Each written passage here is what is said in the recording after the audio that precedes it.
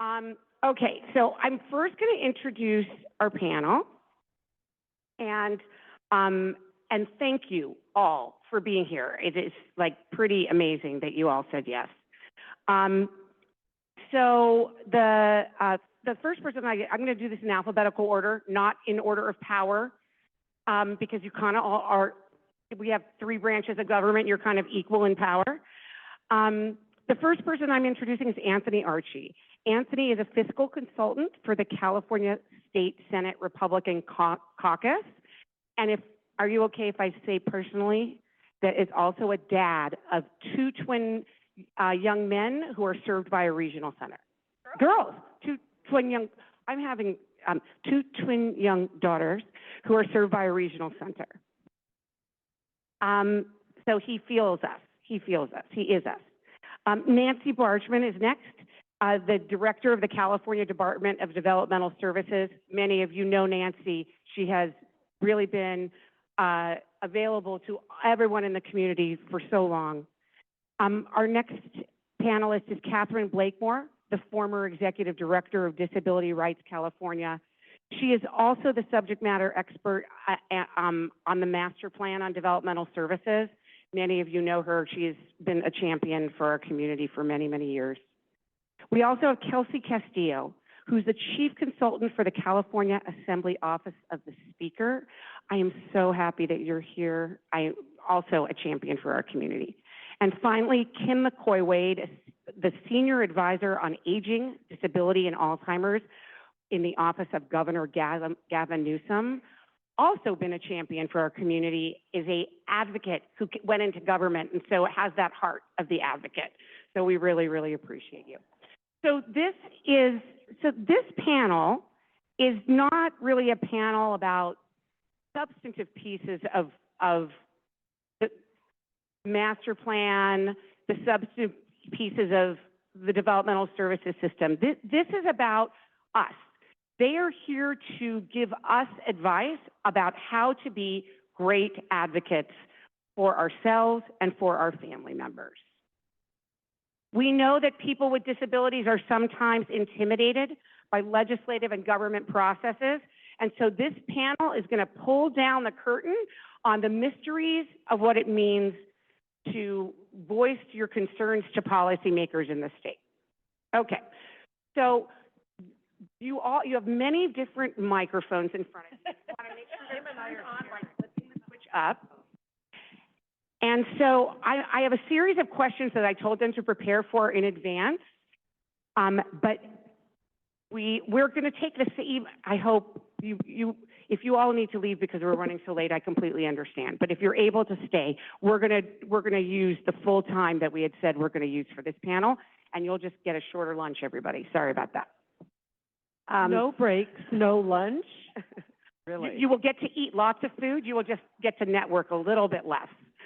Okay, so our first question is, generally, why is the involvement of people with what we're now calling living experience as opposed to lived experience, we're still freaking living it every day, why is the involvement of self-advocates and family members so important to the work that you do as policymakers in the state of California? Can we just say today, why does the voice matter? It's because of what you did today to help begin a discussion. So thank you for that. And I have one question for you. What happened in 1964? Anybody know?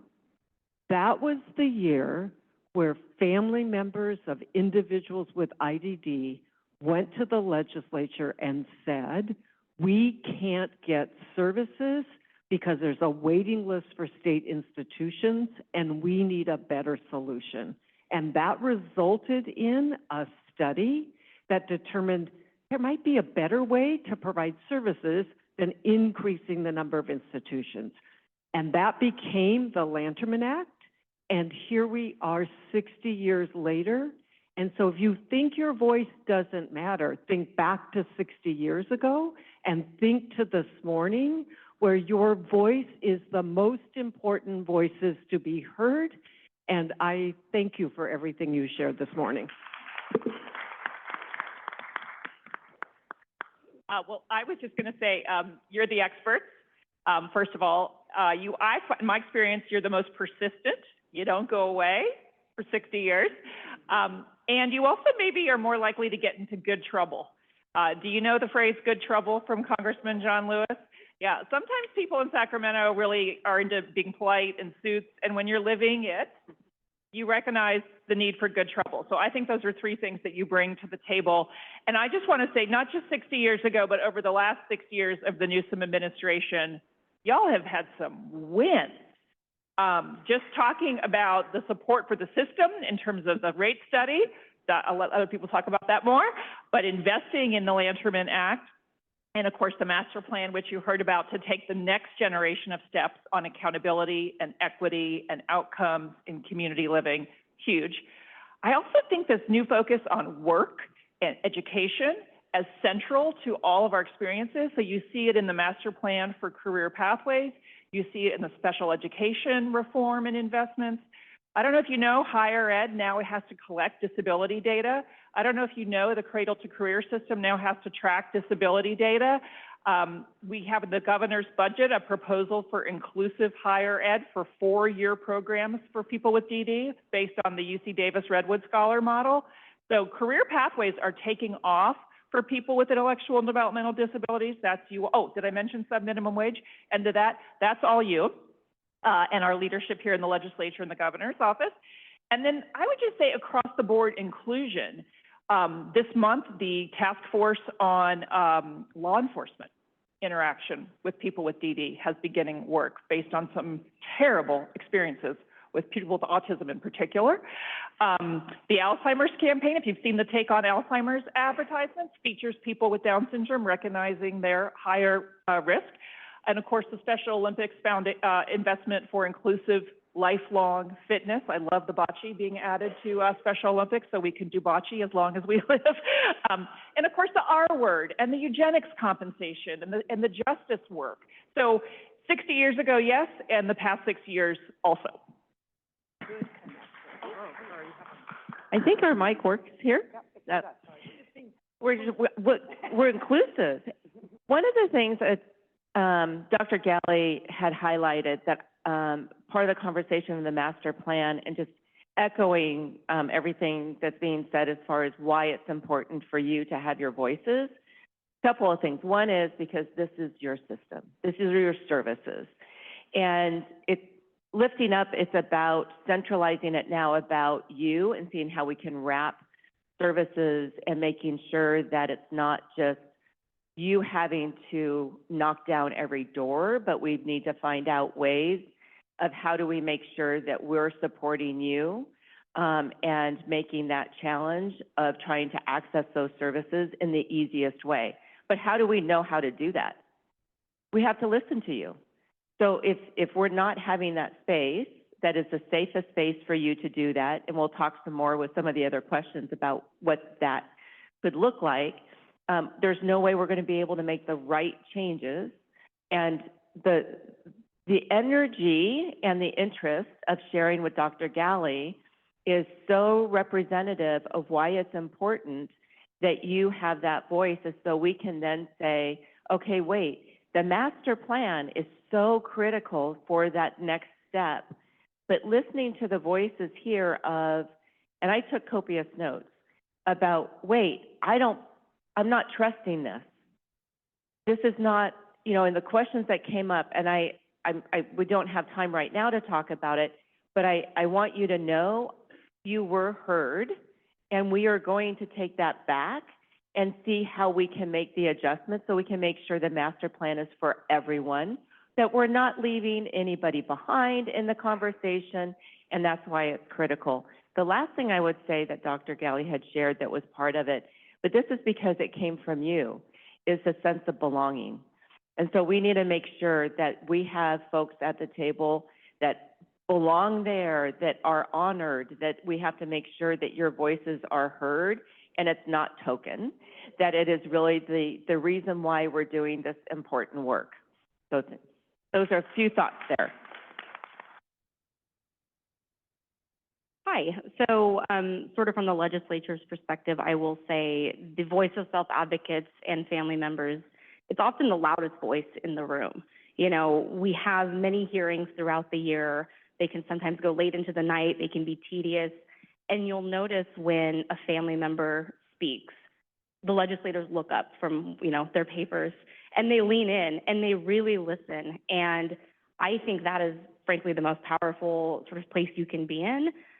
Legislators take their role as your representative very seriously. You're their boss. And so when you say to them, hey, this isn't working for us, they listen and they take that very seriously. So it's the most important voice in the room.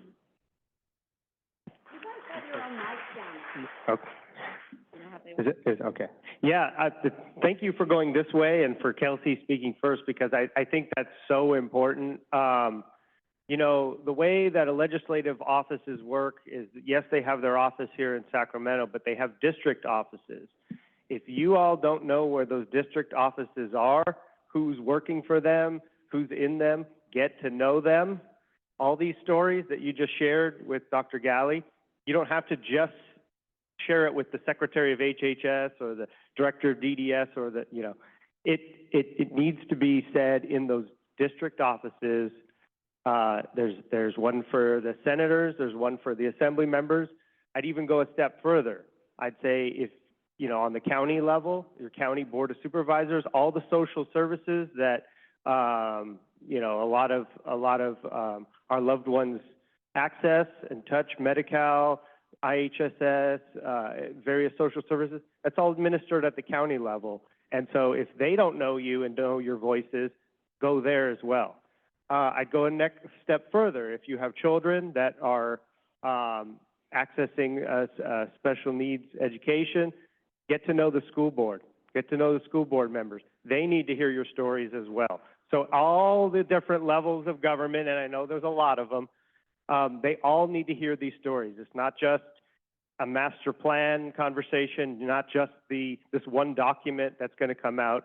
It needs to be a constant advocacy, constant flow of information of your stories to the people who hold elected office, whether it's local or state. And so that's my takeaway from just listening to the stories. I just want to thank you as a father of two daughters that are on the spectrum and ASD getting services through Alta. I really appreciated the story. You all who are here and you all who do the advocacy work, you're actually speaking for thousands of others who are silenced or feel silenced or are unwilling or just are scared to be out there and to speak on this. So not only are you wonderful advocates for your own families, but you're advocates for other families as well. So thank you. Thank you.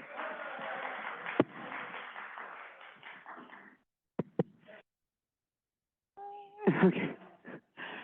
Yeah, I know. We are balancing a lot to be here, all of us, getting caregivers, getting other folks to take care of our loved ones, or to bring staff with us to get here. We appreciate all of you for the heroic efforts to get into this room today.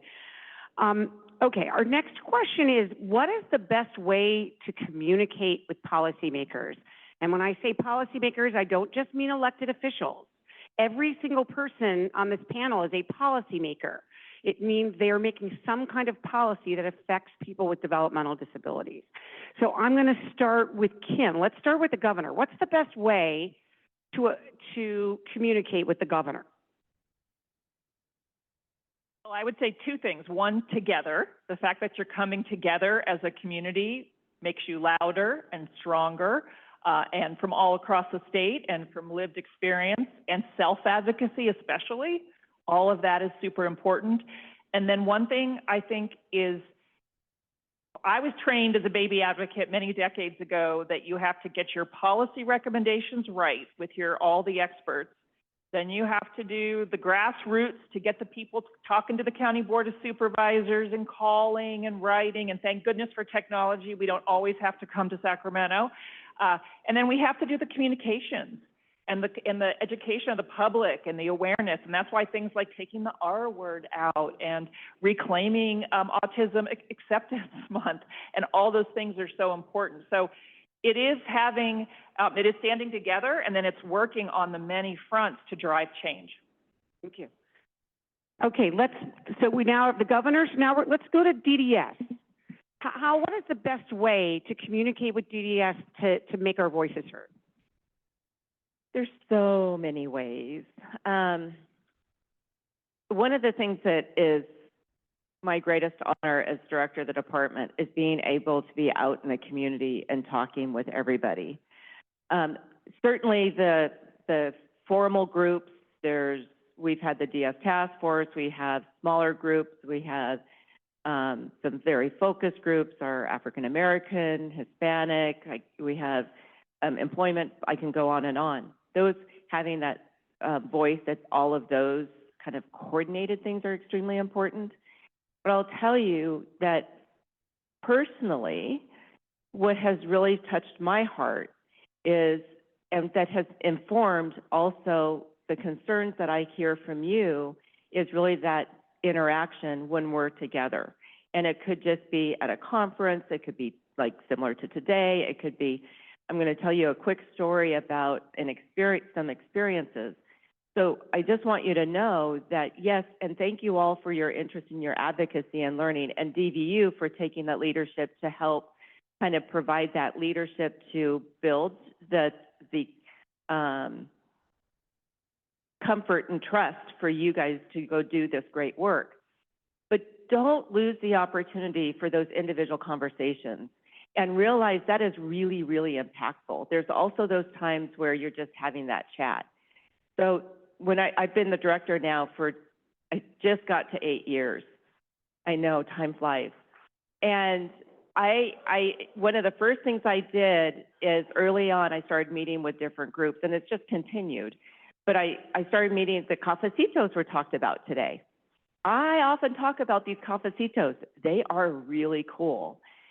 Some of the first cafecitos that we sat and I listened.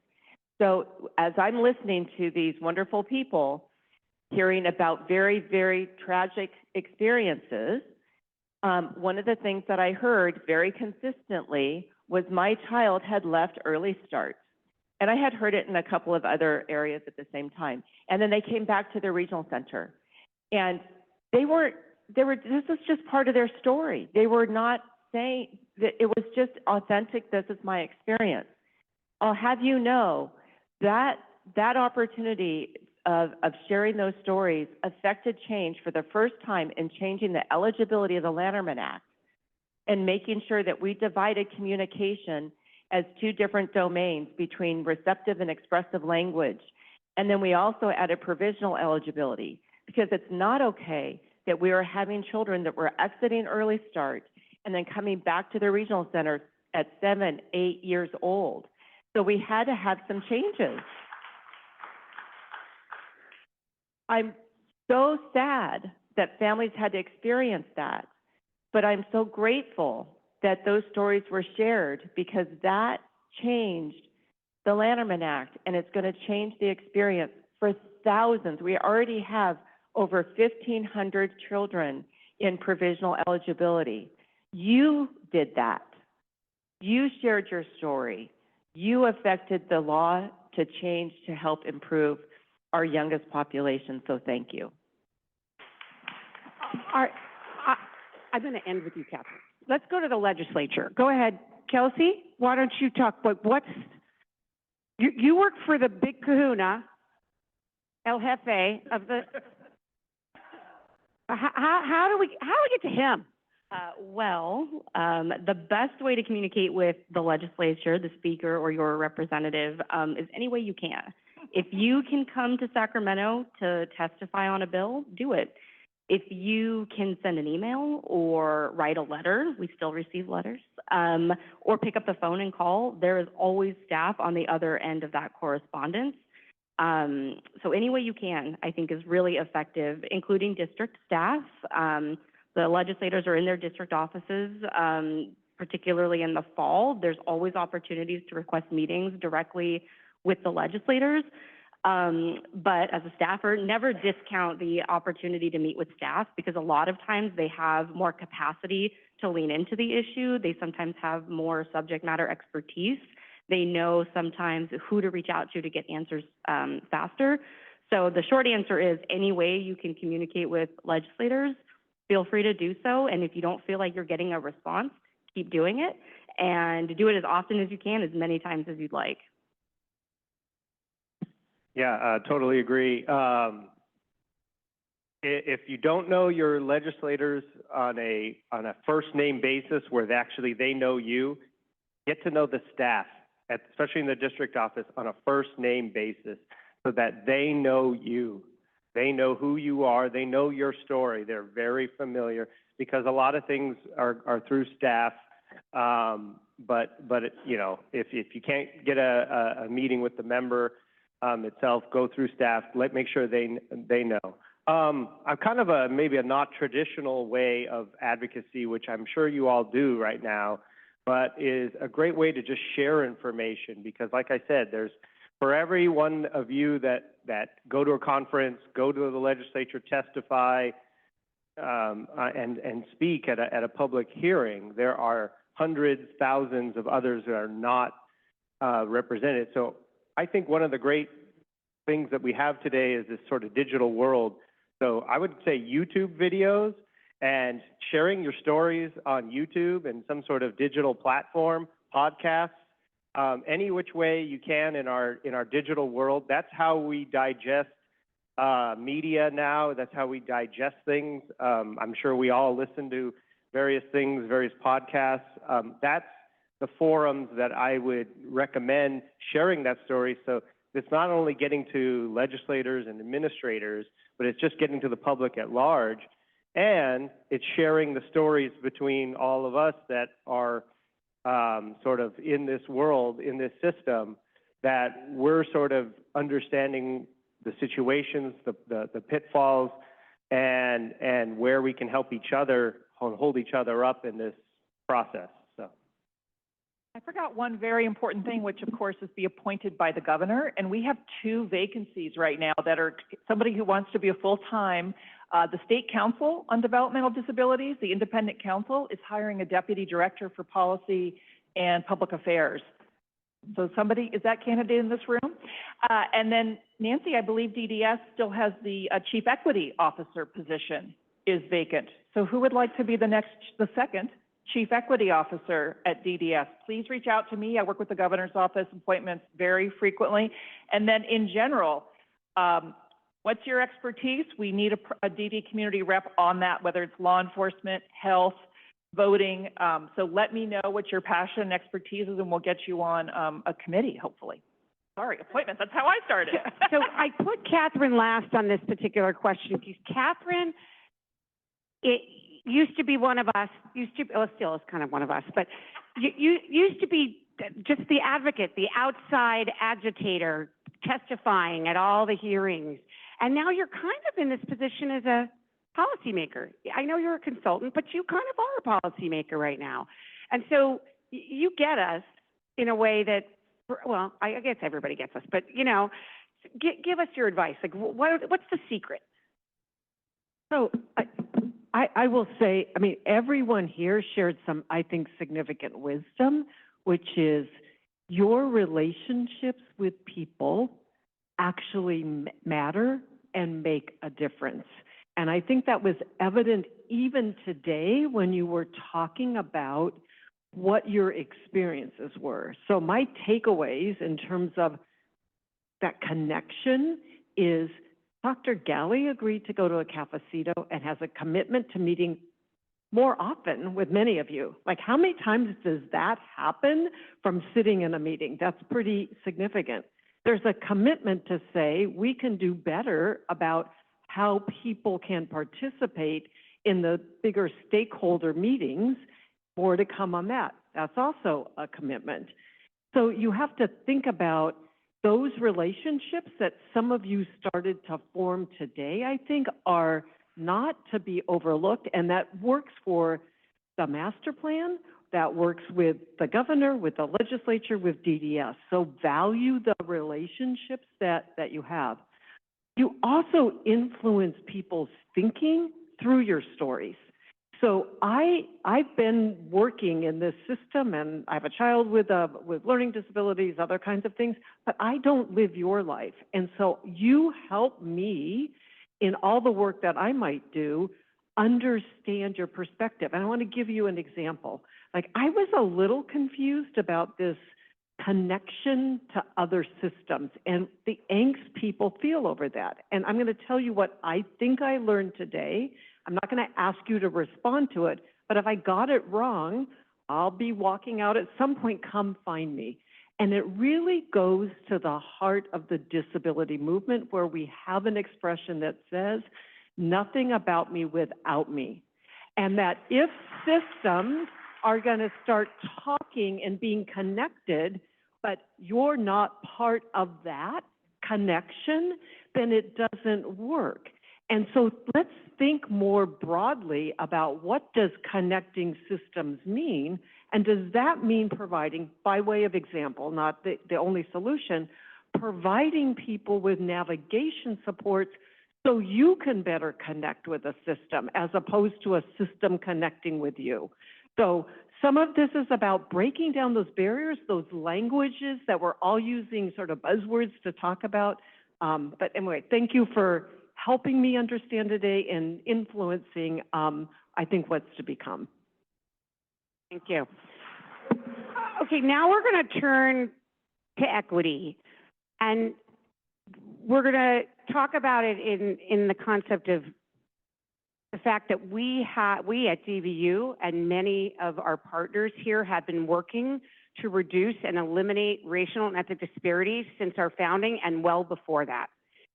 And there are times that we feel like there is no progress being made. I know that there is some progress being made in certain places with certain communities, but we still feel like the needle is not moved enough. Specifically talking about equity, what can we as the disability community do to eradicate disparities? Not to just make little inching forward, but to eradicate it. Kelsy, I'm going to make you start, because I know that your boss, this is a primary goal. So I will speak sort of from the staff perspective. I think one of the best ways is to raise awareness of disparities. And certainly there is already an awareness, but sometimes staff don't always have the depth of knowledge necessary to sort of help you to advocate. So I would just say to continue educating staff so that they can pass on information to their bosses. We have a lot of advocates in the legislature who are policymakers, but also elected officials. And some of them are newer to these topics. And so they may not have the same knowledge of the history and the living experiences that you can share. So sort of from my perspective, I would say education and continued awareness. Archie, do you want to go? So, you know, Dr. Galley made us close our eyes and sort of envision, you know, what we would like. I don't think anyone probably, when that minute we were sort of thinking, would think I would create a regional center system with 21 different entities throughout the state and everything would be unequal, and no one would ever dream that. And so, you know, I don't want to be glass half empty, but no one would create the system we have today from scratch. Nobody. It's not ideal. It is what we have. And so, you know, to think about how to improve, I think, you know, what we've heard today in terms of the silos trying to be broken down. I loved what Catherine just said about navigators. I would go a step further, you know, the IPP process, the IEP, if you have a child, those are scary processes because you really don't know what you're getting into. You didn't, at least with me, I didn't even realize that, like, how legal document type thing the IEP was, and like, oh, we're putting together a contract.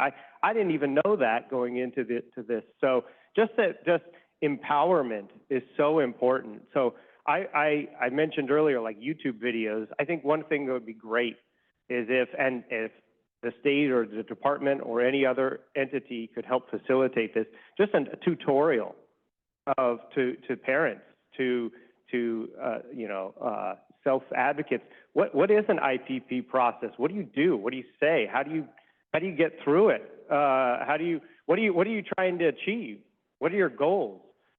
Same with the IEP process, just so that you're not going into it unaware. And I can only imagine in various communities, with language barriers and others, how much more stressful and scary that process really is. So really an empowerment. Dr. Galley mentioned CalAIM, and there was a CalAIM discussion. CalAIM has got many different things, but one of the things that it has is an enhanced case manager benefit for various beneficiaries. And so I'm thinking, why wouldn't regional center clients be automatically into that enhanced case manager benefit if they also happen to have Medi-Cal, and that we talk about navigators, we talk about sort of going through the process. Why isn't the Medi-Cal system doing more to be that facilitator to all the other systems that are out there? It's just one way to think about it, but empowerment is really my big takeaway on this one, is that, to try to just educate and empower. Thank you. I'm going to go to Kim next. Sure. The Newsom administration has tried to formalize how we tackle equity. Kind of tried to formalize. So we think there's 4 steps. First, you listen to the community, and then I'll tell a story about how we're doing it with disability. Second, you look at the data. People think you know the data, and then I find in disability, you often find you don't even have the data, or you have it in some big mush that doesn't tell you the difference between a mobility aid and a cognitive disability, or a combination. So, or much less race and ethnicity and LGBTQ. So, disability data is a challenge. The third thing after you've listened and done your data is you have to set an intention that raising everyone's opportunities and closing disparities is a goal you're going to hold yourself accountable for. If you don't have it as an intention, you won't get to where you're not going. What's that expression? And then the last thing is accountability. You're going to make mistakes. You're not going to get as far. I worked in CalFresh food stamps for a long time, and people always say, oh, people aren't getting the program. Do more outreach. We've done a lot of outreach. I think a lot of people know about food stamps. I'm just saying. We had some real issues with people falling off the back. They couldn't get their 6-month application, the 6-month report in semi-annual. We had to do some back office. So you have to keep learning. So I think that's where I'm at now with higher education and disabilities. We know from the community that higher education isn't serving the increasing and diversifying disabilities in our community, but we don't have great data. And so the fact that the systems all agreed to create and have metrics that talk with each other, that talk with K-12, that talk with the job system, I'll just want to say, now you got me going. They made the 2 commitments they made to close equity gaps for kids who are on Pell Grants and underrepresented racial minorities. They couldn't make a commitment on disability because we don't even have the data. So the commitment is to get the data. All right, so you see the timeline here. And I cannot wait to see what they do and what it means for disability services that I think are often about mobility accommodations or communication accommodations, and maybe not fully on neurotypical and on housing and different ways of learning. So I think once we know the experience, we have the data, we're going to have new commitments with our higher ed systems in about 2 years. There's an enormous opportunity to say, what does it mean to be an inclusive education system of higher ed, whether it's a community college, UC or CSU, for all disabilities, all across your lifespan, for all kinds of careers. I just think we're at the cusp of something. But if we don't listen, do the data, set an intention, and then hold ourselves accountable, we're not going to get there. I'm going to say 2 things. We have to be willing to listen to people's lived experience. People know what they need, and the system has to help figure out from those needs and adapt to meeting those needs. And we have to change from what people say is a system of no to saying yes. And when we do those things, when we listen to what people need and work to figure out how we're going to meet that need where that person is, and when we can then translate that to saying yes rather than no, then we will fundamentally have a more equitable system. Nancy gets the final word, because I know that a lot of the equity stuff is about DDS and about regional centers. It is. First and foremost, we have to acknowledge that there's inequities, and it has to be acknowledged with authenticity, not just words. Without being able to say, hey, there is inequities, there's inequities, or being able to access services that is in a way that meets the individual needs, we have to make sure. But it is also, and Judy, I appreciate you saying it's about DDS and regional center services, but it's bigger than that. And that's why it is so important for us to take a look. And I so respect Dr. Galley in having this vision of saying, wait, we've got to really centralize this about individuals and how we're making sure that, because years ago, we changed as far as who has responsibility or for the first point of ABA services as an example. Things have moved out of the regional centers kind of piece of this, but this then gets to be a burden to you.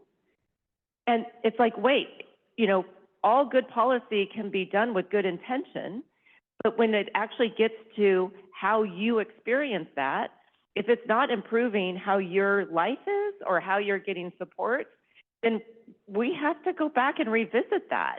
You know, and so taking a look at how families are having to chase services, you know, this, when I close my eyes and think of how we get to a place where there's not this heartache of having people stand in line to have to kind of share how something's broken and not working, I wish I could say, how do we fix it like that? This is my top priority. It is not okay for me to hear that individuals and families are struggling to get such a needed support wherever it comes from, and so we've got to figure that out. The other thing is, I'm kind of sitting here thinking about it, we've got to be purposeful with our actions, but I would also say then I'm going to, and this is where you also can help. If you see something that does work, or if you have an idea of what would work, please tell us. Help us figure that out. You know, do tell us about the struggles and what's not working. But if there are some experiences out there, it's like, hey, you know, and there are 21 different ways, and I'll say sometimes there's 42 different ways. But if there is a way that is working, please point that out. So because if we can also then start replicating it. The other thing that I'm just starting to lean into, because I do really believe in personal, person-centered services, whole person. I don't want these to just be words, these need to be actions, but also then being culturally centered. You know, we have to also take a look at the unique perspectives based on culture and preferences, and those are the things that we also need to honor and take a look at.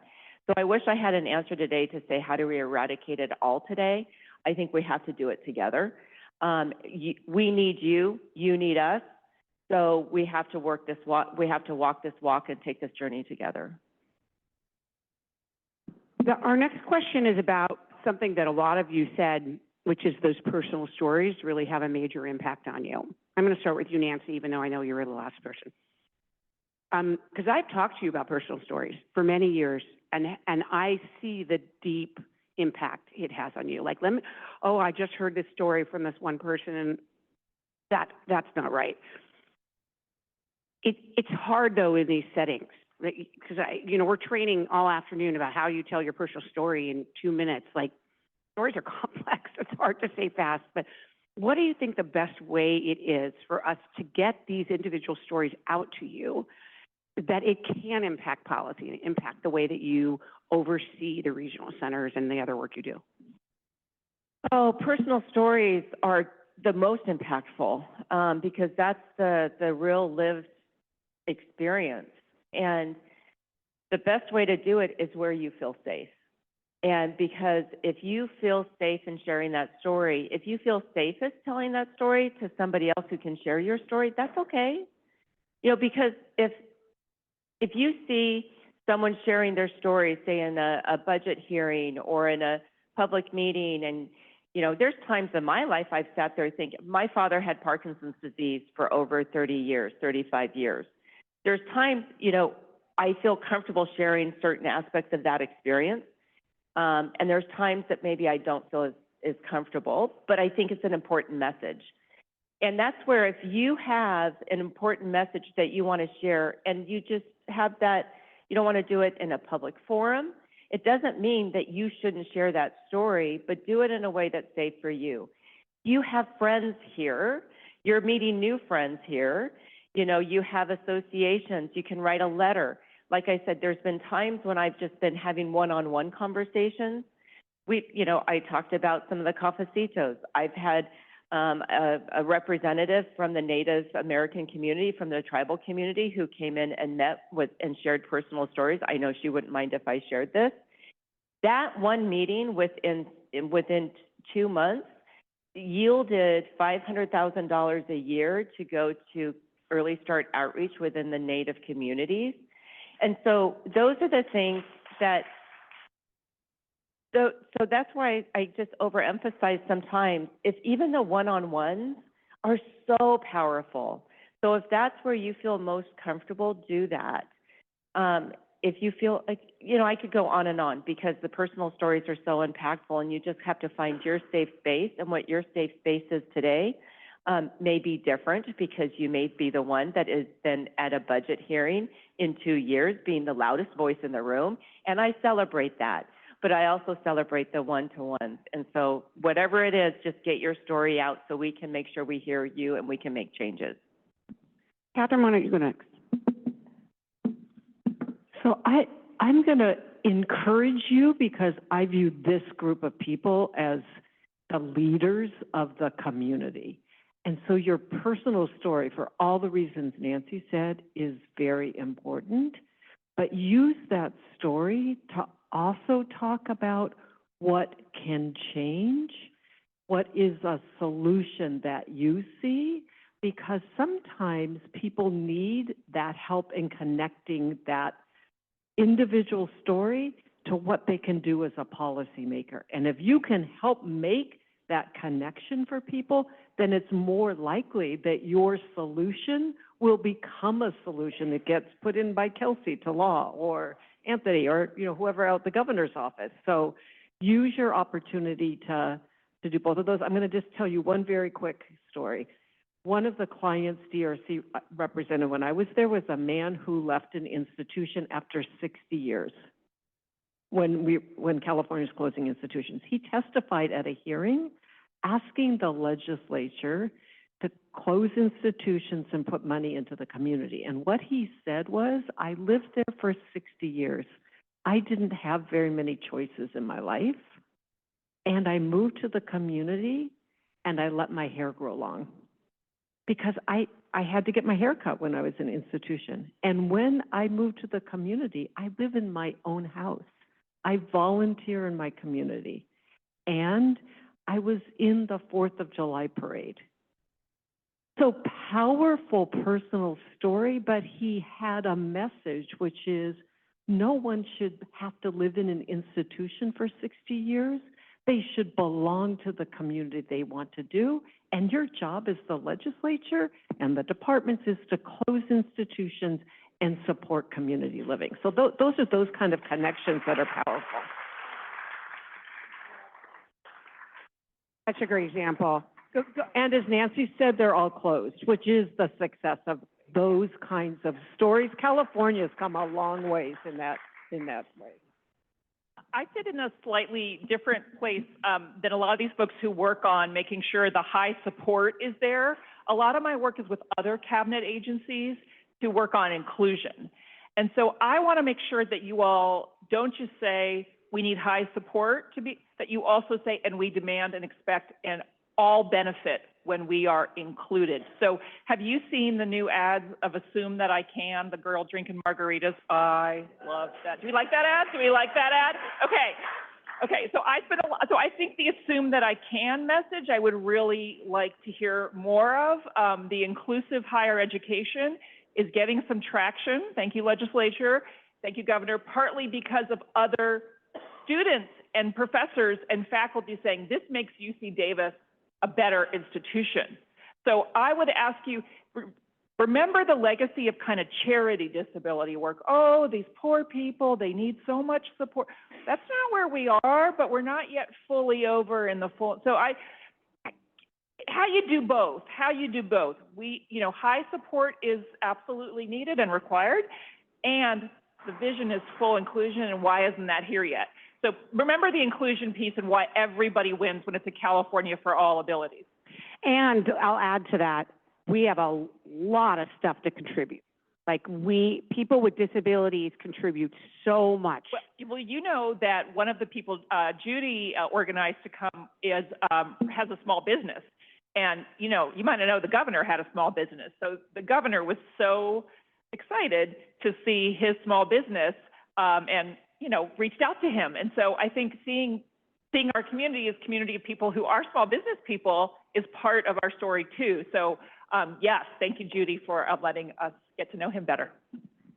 Okay, let's go to Anthony, who I called Archie, which is my last name is Mark. And so you can imagine, same thing, two first names. Yeah, two first names. Yeah, I would just say that,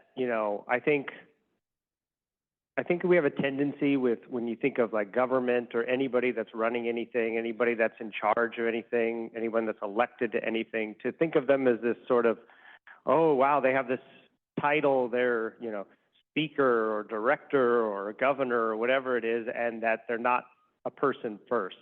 They are a person. So never be afraid to share your story with that person, because from a personal level to a personal level, then there's that sharing. So like what happened today was a great example of that. And so I would just say that, I know there's a lot of fear, there's a lot of trepidation because you have these important people, but nobody is that important that you can't share your humanity and your story with somebody. And, so I think whether you come to Sacramento, you go to a district office, you go to a regional center, and you have somebody that, some high-level position, they're people too. They all have stories. They may not have anybody in their immediate family in the system, but everybody knows somebody in the system. Everybody has a story that connects to somebody else. We're all in this life together, so let's share our stories. Let's improve each other, and that's just the way I kind of see it. So, Kelsy? Well, Anthony said some of what I was going to say, but my piece of advice would be to try to find the connection between you and whoever it is that you are meeting with, because I guarantee you have something in common. And you can do that by asking a question at the beginning of your meeting. Do you know somebody who has a disability? Have you ever had to access regional center services? More often than not, you'll find that legislators and policymakers can answer yes to those questions. And if they can't, you just keep asking questions and until you find the common factor, right? And that's how you create the safe spaces that Nancy talked about, where you can share your stories. And then sort of building on what Anthony said too, that's how you can sort of find the commonality in our humanity, and that's how you can start to build relationships, coalitions. That's how you can get staff to learn your name and remember your name. The number of times we've had legislators up on the dais during a hearing saying, I spoke to John and his mother, and they told me this was their experience. And so that's how you can really be sort of remembered and reached out to when there's a question. The number of times legislators say, hey, can you find that person's number? I have a question for them. So find the common link, and don't be afraid to remind legislators, hey, remember me? I was at your town hall. Let's chat. They find that very, very useful when they have questions and when they want to learn a little bit more about your experience. That was so helpful. I'm going to say two things quickly, because this is your panel, but the first one is that I'll just tell a very quick story that I remember advocating with Assembly member at the time, Holly Mitchell. And I went in, we spoke to her about the issue. It was probably the self-determination bill, probably way back then. And as I was walking out, her chief of staff brought me in a room and burst into tears to tell me that her stepson had just been diagnosed with autism and she didn't know what to do. And I gave her my phone number. I followed up. I became very close with her and with her husband and helped her child get services. She is now, by the way, a member of Congress, Sydney Kamlager. So you want to build these connections with family members. And the second thing I want to say, Kelsy, and to Anthony, is that one of the goals of DVU is to build what we want to call a self-advocate and family caucus within the legislature. We want to, with both, Anthony may be the chair of this caucus, but we want it to be staffers, also absolutely members of the legislature, but staffers and members of the legislature that either are disabled themselves or have family members with disabilities, to be able to use us as resources when they either personally or maybe one of their constituents needs help, and also for us to have people to rely on within the legislature who get us because they live our lives. So we'll follow up with you on that. Okay, this is our last question, and then we'll take questions from the audience. What are common mistakes that should be avoided in advocacy? Like, what is something where it's like, that's probably not the best way to make your point? I don't have a list of who I want to start on this, so who has a good example? Go ahead, Kelsy. One of the things that we have seen a little bit more recently is disparaging comments about colleagues or other programs. You know, we know it's a difficult budget year. There are a lot of considerations sort of on the table. And what we're starting to hear is, you know, this program isn't working, but this program over here is doing really well. And it frankly doesn't serve anybody when we start to put down other programs that do have an impact on certain populations. So that would be number one. The second one, on a little bit of a lighter note, when you come to the swing space, don't trust the elevators to get you to where you need to go on time. We have an elevator problem in Sacramento, and so it takes you a little longer to get from the first floor to whichever floor you need to go. So build in extra time. So we were in the swing space. That was at 1021 O Street that we were in yesterday, and we lived that of people having a difficult time in wheelchairs getting up the elevator. I just found out the elevators are broken here. And poor Tim, who was supposed to be the master plan on Wednesday, couldn't get out of his building because his elevators were broken. So these are the lives we live every single day. So, and just remember, the old space wasn't terribly accessible either. You had those lovely little lift things that didn't really work. So a lot of work to be done on creating access so people can get where they need to go. Why don't you go next, since you have the mic, about Can I just mistakes? say, my close my eyes and dream is that the Assembly and Senate will take the opportunity to, when we're building a new Capitol, to create a national model on what a universally designed Capitol would look like. We can do so much. I think the swing space shows you what ADA compliance looks like. But it's California, it's 2020. Let's see a universally designed Capitol for all the people. So little pressure there for you. Let us know how we can help. I think this is the hardest thing, I think, to do when you're testifying at a hearing, particularly if you're in the public queue. Be respectful of the time that members have. There is a lot to say. What you say there is important, but if there's a time limit, try your best to be respectful of that, because there's so many other people whose stories want to be told, and use every other channel you have to amplify what your message is. I thought Anthony had some great ideas about, if you couldn't say everything, go in the hallway, make a YouTube video, and send that off to the members of the committee or follow up with a letter. But it's so hard to think about what can I say in 2 minutes. Apparently, you're going to be practicing this afternoon. And we've not modeled that very well because none of us are we're like, go ahead. I would say 3 things that have really come up and have been really hard. I think it's the times we're in is I wouldn't burn bridges. Catherine, you're probably working with some of the same people you did. I just had a call with someone who yelled at me 20 years ago, and I was like, I still remember when you yelled at me 20 years ago. So, don't burn bridges. And let's get our facts, same page of facts. We can disagree vehemently about what to do about the facts, but did you say don't lie? Can I say that? Don't lie. And then, third, I think it's hard when you attack someone's intentions. And I'll just say we had a very painful, difficult conversation still ongoing about mental health reform. And we really need to hear from the disability community about how this can and can't work and the lessons of institutionalization, the lessons of conservatorships, and also brutal name calling is really hard to then do policy together. So we're kind of in recovery from that I feel like I'm what my mom would say to me, don't burn the bridges, tell the truth, and you don't have to be nice, you can make good trouble, but I think, insults are really hard when you're trying to do hard things. So I try to I'm getting better about taking a deep breath, pausing, coming back when I'm together, because we can't get things done when we're all falling apart. Nancy, you want to say? Sure. Okay. So it's never a mistake to advocate. I will say that. And I didn't mean for that to rhyme, but it did.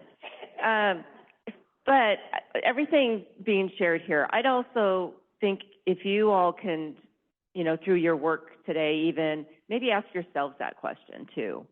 If each other to say, what are our mistakes that we potentially could be making and that could be a barrier to having our voice or to affect change? Because I suspect you probably already know what that is. So a couple of things, I've already said it, so I'll just reiterate, is show up with some recommendations as well. Having to hear the challenges is certainly absolutely what we need to hear. But I will say one of the things that's hard for me is that, because I will listen, but if I don't hear recommendations for solutions, it makes it really, really hard to help address those issues. And I do think that as you guys are looking at things, also take a look at what's already been done. Give yourself credit. One of the things that I observe is that there's been so many initiatives, and I do think and I don't want to overuse connecting the dots. There's so many changes that has happened, especially in the last 5 years, to start impacting the issues of inequity or improving experiences or moving our transformational changes. There's a lot there. And it's because of your voices. Take some credit for it. Don't be afraid to acknowledge the good work that's there. Still give us feedback on how to improve some of that implementation. Recognize sometimes those implementations take time. So maybe have a little bit of patience and grace for some of the changes.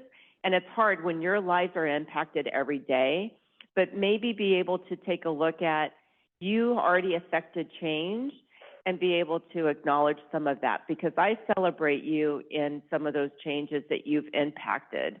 But I will always say all day long, advocacy is important, but I would listen to some of the feedback regarding some of the advice, I'm going to say, instead of saying mistakes. I feel like it's my mom telling me I made a mistake, and I always feel bad about that. So I don't want you to feel bad about that. You can always learn from our mistakes. Anthony? Yeah, I'll go quickly because I know it's lunchtime. Everyone is probably, no. We're good. Probably getting ready to eat. I'll just run down a few that I wrote down. One, assuming that, especially when you're talking with the legislature, assuming that legislators know fully about the program or your situation that you're talking about, most members are frazzled. You know, they have a lot of committees, a lot of policy areas that they have to talk about. They meet with everybody you can think of. And so they have to be experts on, you know, insurance and housing and tax policy and name everything that we touch here at the Capitol. You know, the DD system may not be something that they're really up to speed on. So don't go in there assuming, well, they're going to know how regional centers work and all that sort of stuff. That's something to think about. I would say a mistake is just going to the legislators that you think are going to be your, like, you know, advocates, your buds. I would say that, you know, open up the diversity of just who you would speak to, because, again, like we just talked about, it's a personal connection, so you never know which member may have that personal connection. And so, you know, I know we live in partisan times where you go, I'll never go to the guy with that party and that one and this one, or, you know, that set of, or, you know, maybe you're one ethnic group or the other. Don't limit yourself in those, because you never know who you're going to talk to, who you'll connect with that will lead to the change, like Judy talked about. I agree with Nancy 100%. Be practical about the change you want. We all want a beautiful system where everything is funded and everything, and we get services like that. That's probably not going to happen tomorrow, but we're going to work towards there. How do you practically get there? And then probably a controversial one. I'll end on a very controversial one. Don't assume more money equals good policies. We can fund this system, but unless policies are changed and you really look at how things are working, what dollars are available are kind of a secondary question. And that's coming from a guy that's done budgets for a long time, looked at the state budget. It's usually the policies that are more the issue than the dollars, and the dollars come later. So anyway, that's... Yeah, you know, it's funny that you say don't assume that money gets you better policy, because I say that all the time. And sometimes I do feel like I'm being a Republican when I say that, because it's absolutely true. I am a Democrat. I am going to say this. I live in the state of California. It's kind of shocking, I know.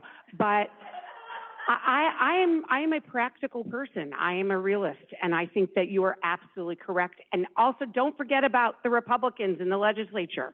I know they're a very tiny minority, but our self-determination bill, authored by a Republican. Our Lanterman Act, authored by a Republican. So we need to be, this is a bipartisan issue, disability, and we always have to remember that. Okay, so we're not going to have a lineup at the microphone, because I'm not going to face what I just faced in the last round. So what we're going to do is, if you could, I see Stephen, I see two people at this table. Do you want to use that mic, or you want to use one of these? Okay. So if you have a question, you can go ahead and raise your hand, and we'll come to you. And that way, I'm not telling people to sit down. We'll just have to cut off the questions at a certain point. Okay. All right. Go ahead. Thank you guys so much. And also thank you for blowing my mind that Republicans are making all this happen. Disability community, really, we can be that voice that brings everyone together and builds all those bridges. I wanted to also point out to you all the importance of using the National Core Indicator Survey as your metric and as your grade. That's our voices coming into your system. So we can hear personal stories all day long. We can hear master plans all day long. But unless those numbers move, we haven't achieved the ultimate result that we all are looking for. California has the best policies in the nation already, but in many of those core indicators, we rank in the 30s, in the 40s. So there is work to be done, but also credit to be given for the things that you all are doing. So I hope that you really embrace that. The second thing, just really quickly, is this bill that's being sponsored by DVU, SB 1281. There are a number of things in there that, Nancy, you could fix tomorrow with a directive. I'll give you a specific example. And I would encourage you to do that. Why do we have to wait for this big thing? Like, let's pick off the easy wins and let's get them done and take credit for it and make people's lives better. So just one example is spending plan updates. My son needed to spend $30 more on a particular vendor. I have plenty of money in that service code. The FMS is being encouraged by the regional center to ask for a new spending plan. So I go to the regional center with a new spending plan. They've got 18 things they want to discuss with me before they'll update it. Tomorrow, you could do a directive that says, I'm not even talking category, just within a single service code, get your fingers out of the pie, let the person do what they need to do. Thank you.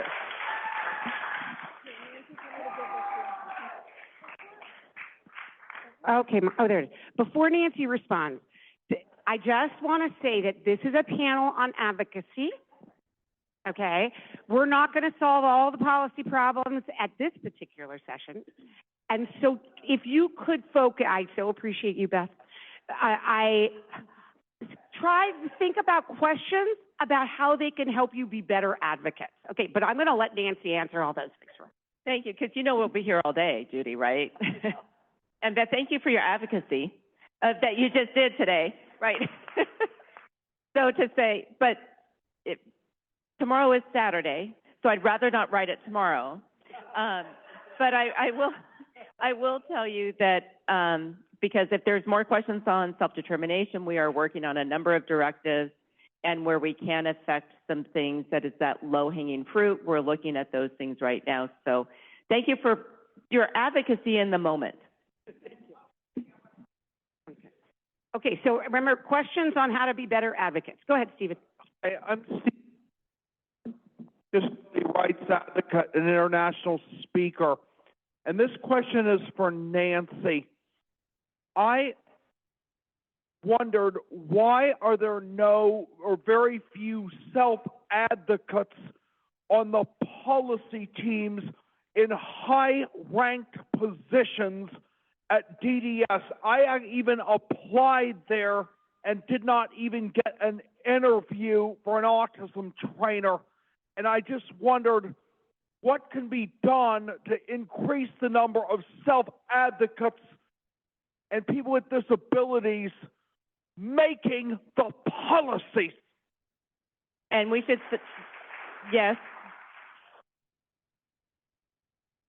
Steve, thank you so much. And I will say that that is a priority right now, is making sure that individuals who are central to receiving services, we do have, and I'm sorry, I'm happy to, as a separate note, we'll take a look at to our practices for interviews for those who are applying for jobs.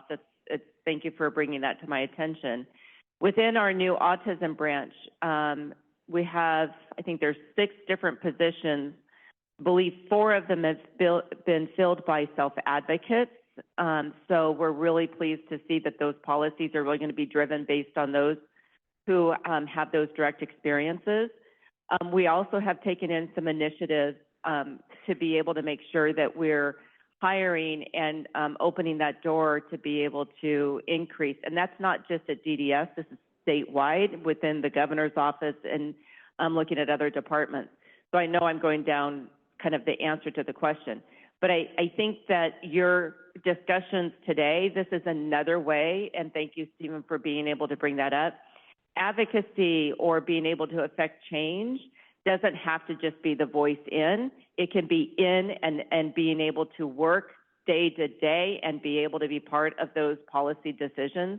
So I think that's an important reminder that we should be able to lift up as a way to be able to affect change. So thank you.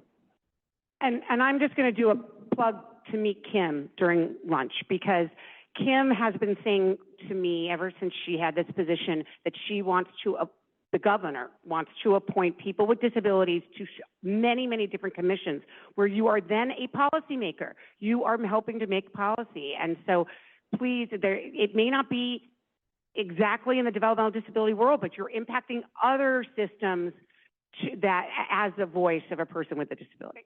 Okay, we're going to Kavita next. Go ahead, yes. Hi, my name is Kavita, for those of you who don't know, and I am a parent of a neurodiverse young lady who's 18 years old, who was diagnosed with autism when she was 4 years old, but never got regional center services until she was 15, and thanks to Judy Mark, actually, that I learned about the self-determination program. And, since then, it's possibly the best thing that ever happened to us. And, thanks to her introduction to Catherine and Nancy. And I know that we all have a lot of things to complain about, but I do want to say how open to listening to self-advocates and families, even if it is just 3 families or 3 self-advocates Nancy Bargmann has been. And I think you really deserve a round of applause for this, because especially, really, heartfelt gratitude, because when we were encountering problems with renewals for spending plans, and people were getting caught in that mix where they were not able to get into, their renewal wasn't automatically happening and they were losing services, there were a bunch of self-advocates and family advocates that was just a small group of us who tried to reach out. And lo and behold, within 15, 20 days, there were directives that came out with regard to how services should not be affected. So thank you so much for that. I want to acknowledge and validate what you're doing as well. So truly appreciate it. But this question is specifically about advocacy. And I want to address this to you, Kim, because I've written probably about 20 or 22 emails to the governor's office through the website, because I don't know people there. But this is during the pandemic, and we know that there were expanded learning opportunity grants that were sent to schools to benefit students who were falling through the cracks. So it's not just me, but there's many families, many parents who have children in schools. It did not go to impact. There was no accountability. How was students with disabilities were not even being offered in-person classes. A child like mine would not be able to access online learning for her to be able to go into class. And those grants, how did they bridge the gap? The monies were going to the schools, and we brought it up with our legislator, we brought it up with the assembly. We just wanted to ask, when we are constantly being shuttled from one agency to the other, and even our assemblyman tells us, yeah, okay, we get it, but, really can't do anything because it's the local education agency, that's not a solution for us.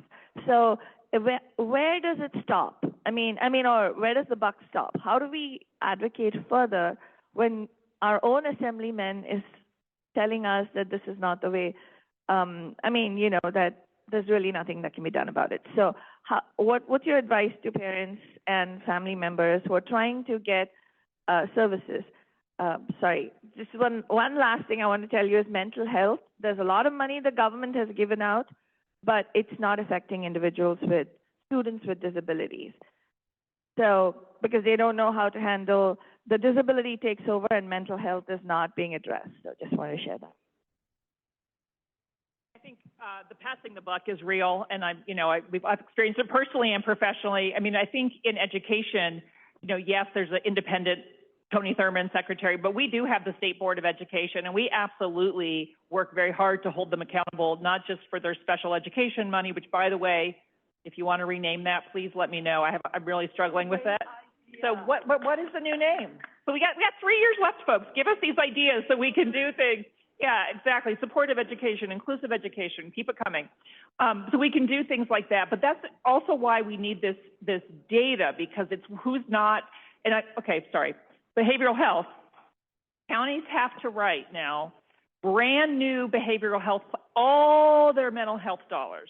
And that has to include data by all kinds of things. And that's one of the things I'm going to be looking for, is that intersection of what are we doing for disability and mental health? What are we doing for old age and mental health? What are we doing for, and not just the data, but then the services that are culturally or skillfully appropriate. So I think that what we can do, the governor's office, is 2 things: connect the dots to who is the decision maker, if it's not us, if it's the legislature, if it's the independent officer, and then create those levers that give you the visibility, the data, the platform, so we can all hold them accountable together.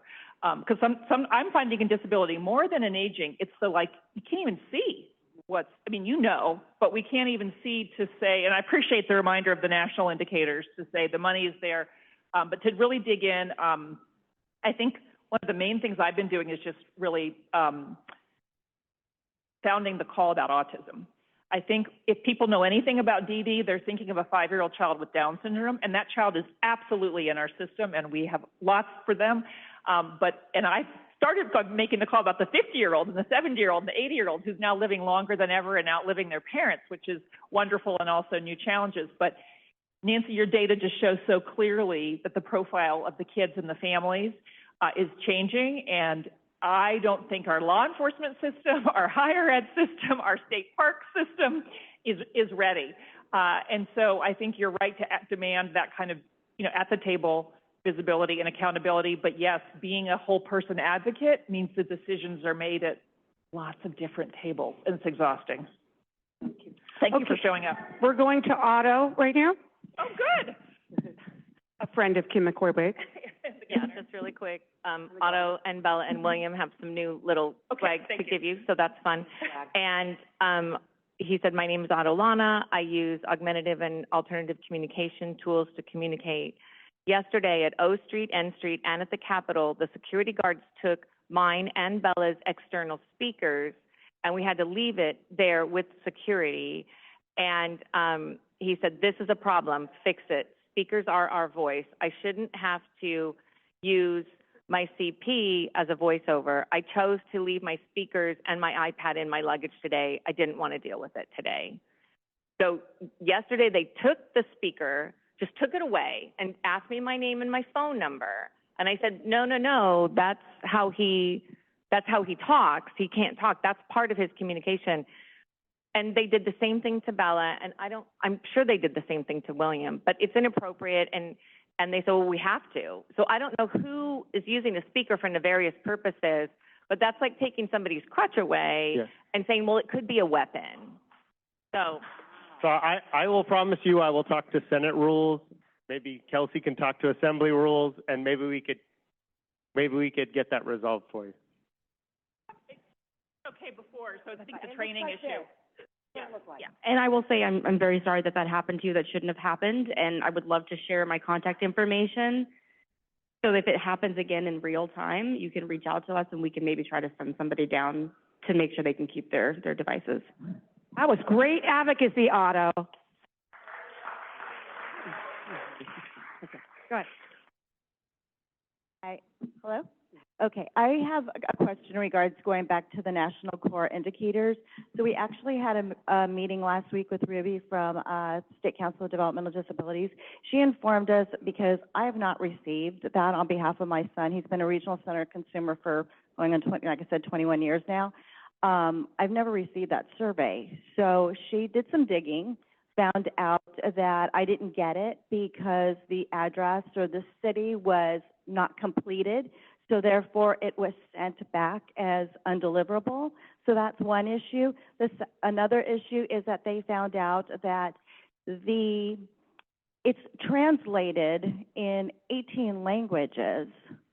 However, the 18 languages that it's translated into is only in a paper documentation. It's a survey that's over 100 questions, I think. And the problem is that you can access it online, but it's only available in English. So we are missing a lot of voices out in the community. If you translate it in 18 languages, that's wonderful, but if you have an undeliverable address because they didn't complete the city, you're not going to get it. So how do we advocate to have that changed? Because obviously that is important data that is being utilized for our community. So that's an issue. The second question that I had is in regards to the State Council of Developmental Disabilities Task Force. I do work with an advocacy committee with 8 organizations that we started last year with the social determinants of health. And when we asked about getting on the healthcare task force, we were informed that it was comprised of executive leadership and those in positions to make administrative and agency changes by different various agencies serving the PWD. So we were not, as consumers and community members, invited to be at the table. Can you just say more what, sorry, we're just trying to understand what. The Healthcare Task Force with the State Council of Developmental Disabilities. The State Council has a healthcare task force? Yes, in Orange County. So it's the Orange County office of the? Yes, ma'am. Got it. So Thank you. I think- Once again, I want to know how Yes, we we can can talk about advocate that. for those seats.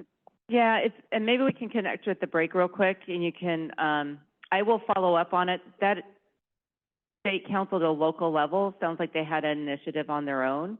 Let me hear more about it so I can connect with our colleagues and see about kind of that decision-making and provide that feedback. On the national core indicator, you just advocated. One of the things by saying that, hey, there's an address, that means I don't even get it. It's like, so we are across the board. You are all going to get, over time, we're going to be pushing regional centers to update contact information. We're going to be standardizing some information because that's going to help us be able to improve kind of our information outreach and our data collection and everything else. But it does help me see how we can send out a reminder to regional centers. Current information is critical for so many reasons, to include access to like national core indicators. It's a random selection, but I think it's really important to make sure that you're in the pool to be able to be part of that response for national core indicators. Appreciate the information. I'll check on the English, what's posted and what's not posted. It is a national survey. We actually are the only state that has started translating it in multiple languages, and other states have actually started taking our translation to be able to implement it. But if it's not accessible on the website, it's not going to do a lot of good. So let me take a look and see what our barriers are and see what we can do to improve it. We're going to take two more questions. Three more questions, okay? And Gilda knows who they are. Bueno, hola, buenos días o buenas tardes. Mi nombre es Evelyn Rodríguez. Tengo un hijo cliente del Centro Regional de Orange County. Soy facilitadora independiente del programa de autodeterminación. Trabajo con 12 centros regionales de los 21 en California y soy fundadora y directora de un grupo de apoyo hispano en la comunidad de Orange County, Los Ángeles. Hi, my name is Evelyn Rodriguez, and I have one son who is a regional, Orange County Regional Center client. I'm also an independent facilitator with the Self-Determination Program, and I work with 2 different regional centers, and I'm also the founder of a support group in the Orange County area. Agradezco que el panel presente y me gustaría saber si los miembros, los representantes del staff, de los senadores, asambleístas, del gobernador, tienen en su conocimiento que el bill que el gobernador firmó para que regrese los servicios recreacionales no se está poniendo en efecto como se firmó. Thank you very much for all being here, and I wanted to ask the panelists as well if you know of ways for us to be able to reach out to members of the Assembly, Senate, or the governor's office, because a law that was signed by the governor for the regional centers is not actually being implemented as it was written. El gobernador firmó un bill donde regresaban los servicios recreacionales, campamentos, terapias no médicas.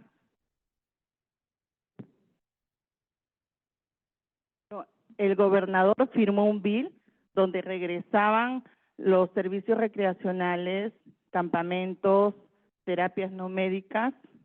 So the governor signed a bill where he again approved and was returning the recreational camps and non-medical therapies to be approved through regional centers. El único centro regional que da los servicios de acuerdo al bill que el gobernador firmó es West Regional Center.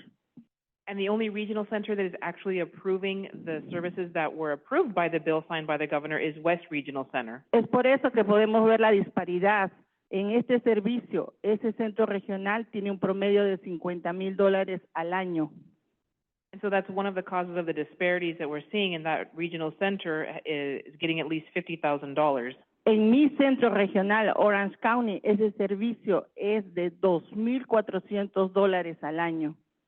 But in my regional center in Orange County, that same service is only approved up to $2,400. Hace 2 años me estaba yendo a audiencia por este servicio recreacional para mi hijo. And 2 years ago, I had to take this issue to hearing regarding recreational services for my son. La Fair Hearing Manager me dijo, si vas a audiencia vas a perder porque estás yendo a audiencia contra una póliza que DDS ha firmado.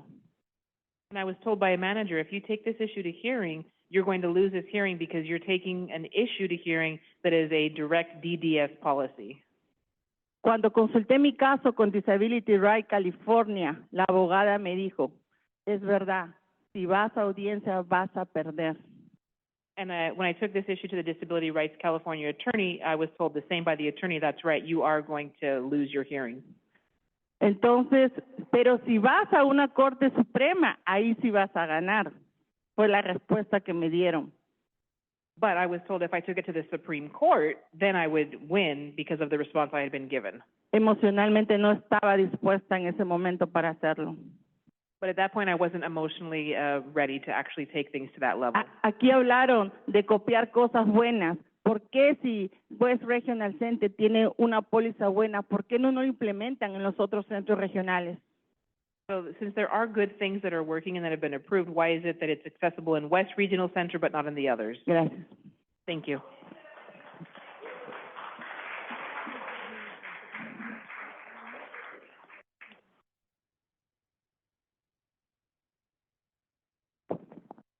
Okay, go ahead. I think we're all nodding because that story encompasses, I think, everything that the reform is trying to address. The inequities, the delays, the burdens on people to advocate. I mean, I think that hits on a lot of the issues that you're tackling with the reform in the master plan. Well, and you know, certainly we have broader issue that the master plan can absolutely start really taking a look at the standardization. And there's been a lot of effort recently based on the advocacy and, quite honestly, just the complexity of the 21 regional centers having 21 different ways or 42 different ways of doing things, standardizing how we are moving forward with certain policies. And there's quite a bit of effort. We're working on respite assessment right now for respite tools. We're taking a look at other standardized ways. I will go and take a look at the information based on each of the regional centers.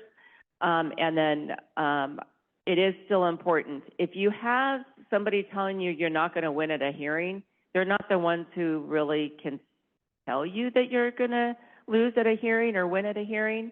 You got to go through the fair hearing process to actually, you know, take your due process. So I'd always encourage somebody to go through the due process. If there's a particular complaint that we need to take a look at, absolutely, we will take a look at that. But I appreciate you sharing the story so we could take a look into it. The other point I just want to make from my perspective about the standardization is having the different centers kind of has a built-in assumption that the person's never leaving that area. And one of the things we're hitting on higher ed is, guess what? Everybody moves, thank you. Everybody moves. And so you shouldn't have to say, oh boy, if I take this educational or job opportunity, I'm going to change and I might lose other. So assuming that everybody moves and everybody pursues opportunity or marriage or housing or lives where they want to live, we have to not have our system be a barrier to that. And it's not just the system. Like if you change counties, think about, like, will you lose IHSS? Or if you change counties, what will happen with your Medi-Cal? And will somebody actually make the transfer to the new county, right? So all of those complexities, when we talk about systems, that's part of what we're trying to fix in the system is seamlessness so that no matter where you're living, you can get the services that you need without having to go through a whole big process again. This is an example of some of the standardization. It doesn't exactly get to the social rec point, but we will take that back. We had heard on intake when individuals, and some of you may have experienced it, if you were going through your initial intake process with a regional center and then you moved, you had to restart the process. And that has been going on for a decade. We're in the final stages, also working with the Association of Regional Centers. They are just days away of implementing to where no longer will that be a practice. Once somebody enters a regional center and starts the intake process, that regional center will be responsible for continuing that intake no matter where that individual or family member moves.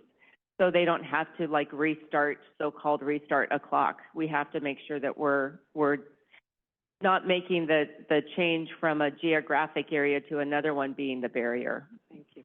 Okay, we're at one more question, two more questions, one. Okay, go ahead. Hello, my name is Sandy Topete. I have two clients of the Regional Center. And first of all, I just want to thank you guys for this chat with us. And we just want to share with you that thank you for self-determination. It's a life-changing. It's a life-changing for my kids and for a lot of families. And I would like to know how can we, I'm an ICC integradora, and I speak with for my community. And we want to see how can support Bill 1876 for the remote meeting. This is such an important bill for us. This is how we help families. As you can see, the disparity is here. It's not going away, and taking the remote meetings is going to be worse for our community. So we want to know how can we advocate to have this bill, because they want to take it away on June 30. So we're working and we're fighting to have it permanently as a bill that we allowed to have it, and we can help and reach out to communities, to persons, to families, to clients, so they can have services, so they don't be alone in the IDPs, they don't be alone in the IEPs. So how can we do this bill work for us, for everyone? Thank you.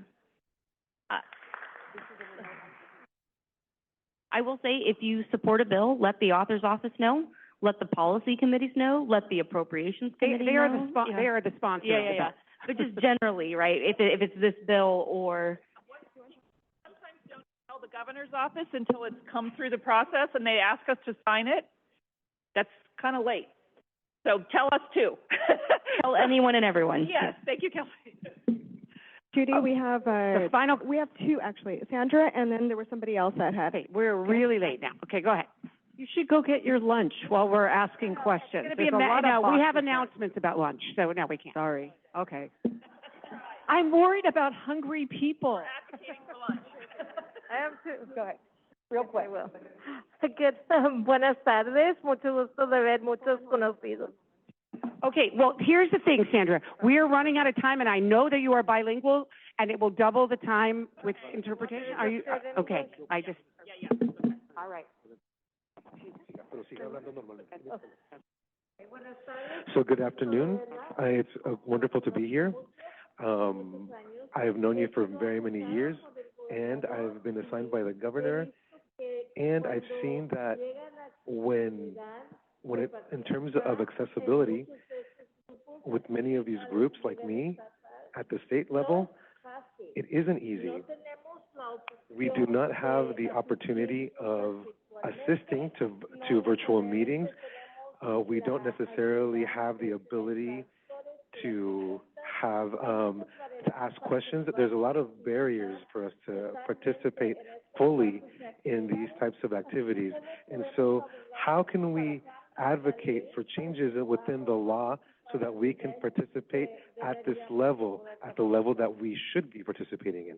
Okay, shout out to that amazing interpreter who made that happen. Thank you, Sandra. That was incredible.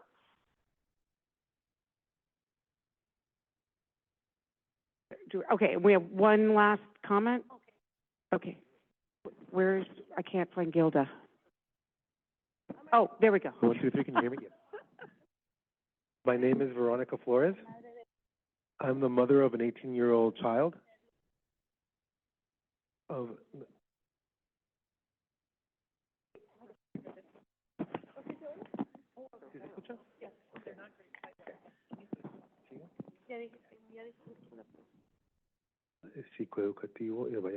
So I work for the support group, a psycho educational group in the Valley of Coachella, in the Coachella Valley. And so I have 3 questions.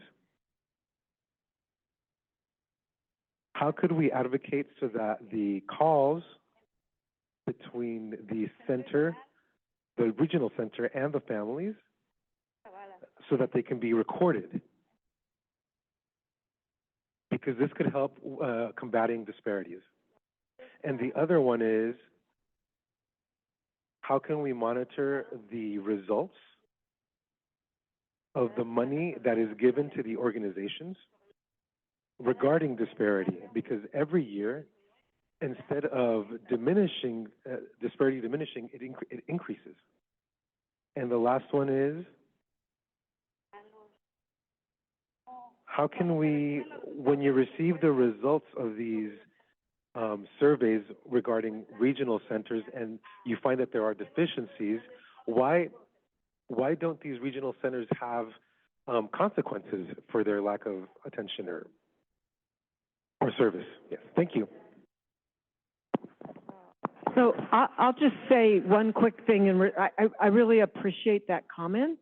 And I think we've talked about transparency, and the part that goes with transparency is accountability. And so that's a piece of what the master plan hopes to build on the efforts that are already underway. Like how do we, when there's a challenge, how do we hold people that are responsible, accountable for making the change? So thank you.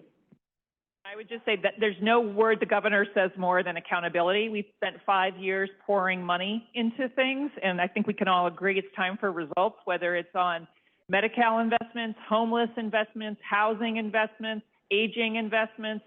I can't think of a system, and of course mental health, I can't think of a system where California is underperforming for the investment that we get. So it's all about accountability now. It's all about transparency, data, performance. And we need to do that in partnership, but boy, he's coming back on Monday from vacation, and I know he wants an update on the accountability on the mental health system. So it's accountability, accountability, accountability, I know. Yeah, and master plan absolutely is going to be able to take a look at kind of these pieces that are still really critical for that accountability side. But I'll also say that we're not just waiting for the master plan to be able to implement some changes, to be able to have that kind of accountability and transparency. So we'll be taking back some of your recommendations as well. So please realize some of your recommendations or things you're sharing, we don't have to wait for a master plan to still implement some of the changes. And that's where I appreciate you sharing your comments so we can take a look at those things right now as well. And then Judy, before we close, I have just like one little thing else to add. Can I go ahead? So before lunch, I just want to share that over the last year and a half, there's been voices sharing about the fact that the Lanterman Act is in English, the statute is in English. And one day I just asked, well, why can't we translate it? So while the law is going to stay in English, the English version of the Lanterman Act is going to be the prevailing interpretation for the law. I am happy to report that while it is very complicated because translation of words, I've learned a lot about this. Translations of words in Spanish or, certainly other languages, but we're translating this in Spanish, have different meanings based on different kind of dialects and different things that we're looking at. So that said, it's not going to be perfect, but we are probably within the next 30 to 60 days of being able to release the Lanterman Act in a Spanish version. So thank you.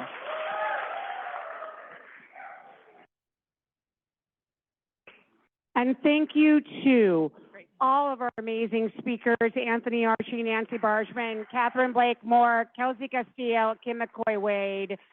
You're all invited to